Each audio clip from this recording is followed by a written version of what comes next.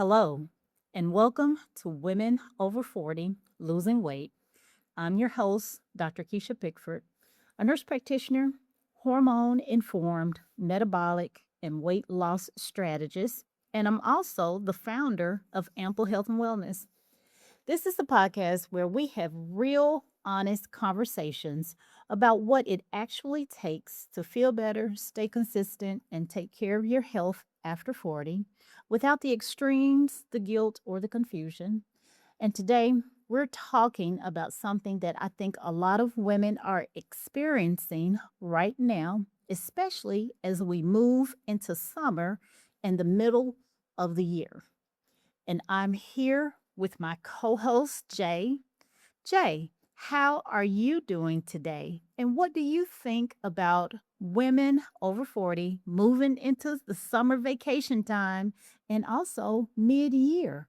What's your thoughts on this topic? I'm doing great, Keisha, and I think you're spot on. Mid-year and summer shake up everyone's routines. Vacations, kids at home, schedules out of whack. It's definitely when a lot of people start feeling their motivation slipping. Yes, it is that time of year where motivation is probably going to the back way of the room. Momentum, people are starting to lose the momentum in their health goals. Well, they're probably rethinking a lot of them right now. So true, and I think many people wonder if the problem is motivation. But honestly, motivation is just one piece. The real key is having systems that keep you going even when motivation dips. Absolutely. Systems. That's what we need to keep forefront and keep in mind at all times. Because, the middle of the year, it starts to look a little different than it did back in January. And you're right. Summer schedules are changing or beginning to evolve. Vacations are happening, kids are home, people are traveling. Routines get disrupted around this time of year. And a lot of women start feeling like, I just can't stay motivated anymore. So, a system in place could definitely help our listeners and women over 40. Exactly. So when motivation dips, the question isn't how do I get more motivated? It's what systems can I rely on so I can keep going even when motivation fades? Yes, systems. It should be the question to ask, which systems do I need to put in place?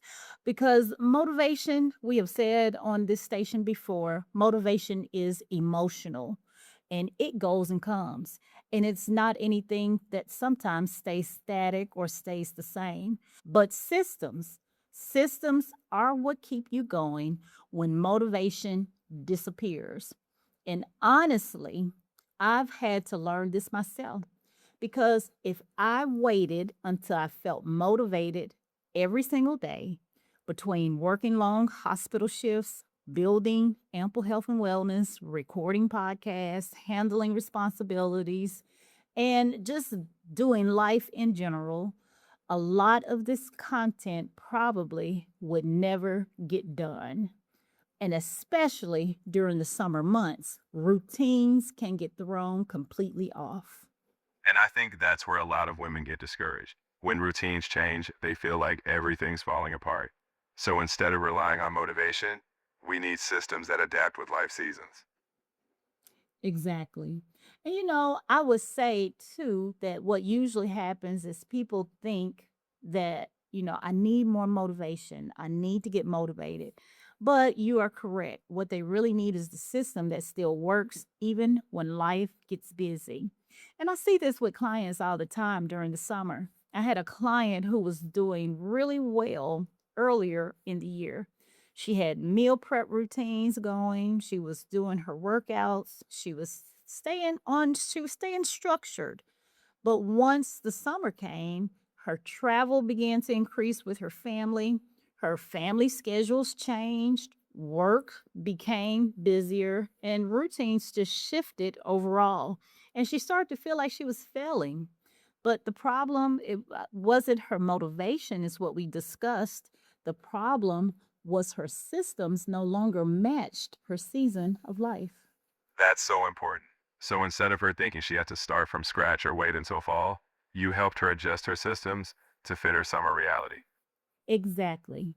Instead of trying to force a perfect routine, we simplified things. Some examples were we made protein first meals, water before she drank her coffee, walking after dinner, quick movement instead of long workouts, and preparing healthier snacks ahead of time.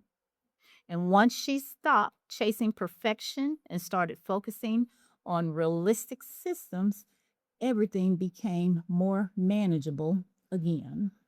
And that's key, especially for women over 40. With stress, hormone shifts, and the fatigue that can come with this stage of life, relying on motivation alone just doesn't cut it. Yes, relying on that motivation doesn't cut it because motivation may get you started, but systems are what keep you going. I think people really need to hear that, especially this time of year. Just because routines shift doesn't mean your wellness journey has to stop. Yes, that's right. Because summer does not mean your wellness journey has to stop at all. Your routines may change, your pace may change, but you don't have to quit on yourself. And honestly, one of the reasons I created the 10-day habit stacking program through Ample Health and Wellness, because sometimes women don't need another extreme wellness plan.